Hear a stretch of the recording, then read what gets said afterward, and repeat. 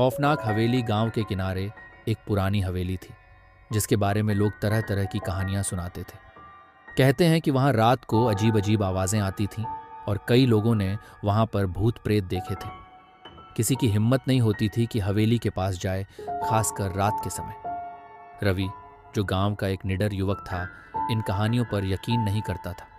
उसने ठान लिया कि वह इस हवेली की सच्चाई का पता लगाएगा। दोस्तों ने उसे बहुत मना किया, लेकिन रवि नहीं माना। एक रात उसने अपनी टॉर्च उठाई और अकेले ही हवेली की तरफ चल पड़ा। जैसे ही वह हवेली के पास पहुंचा, चारों ओर सन्नाटा था। हवेली जर्जर हो चुकी थी, खिड़कियों के कांच टूटे हुए थे और दरवाजे से हल्की हल्की चरमराहट की आवाज आ रही थी। रवि ने दरवाजा खोला और अंदर कदम रखा।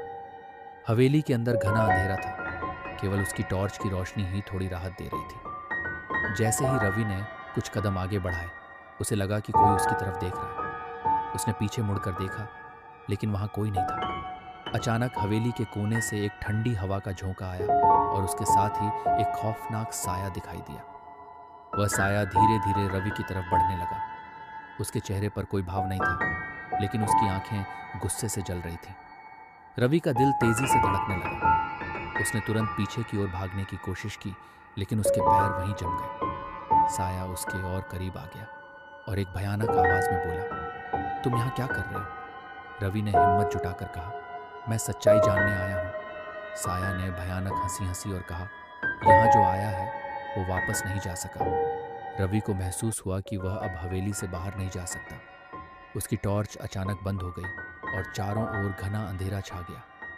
हवेली की दीवारों से खून रिसने लगा और हर तरफ से चीखें सुनाई देने लगीं। रवि ने अपनी पूरी ताकत लगाकर भागने की कोशिश की, लेकिन उसका शरीर मानो किसी अदृश्य ताकत से बंधा हुआ था।